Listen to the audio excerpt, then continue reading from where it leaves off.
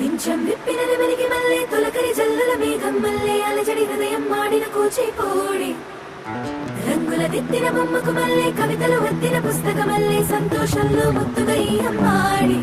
ఆరారు ఋతువుల అందం ఒకటిగా కలిపి వింతలు ఏడు పక్కకు జరిపే కొత్తగా పుంతలు తొక్కెను ఈ అరవిందం అమ్మమ్మో తాండవమాడే కృష్ణుడి నుండి వేణువ గానం తీయగ పండి రాధకు ప్రాణం ఉప్పొంగే ఆనందం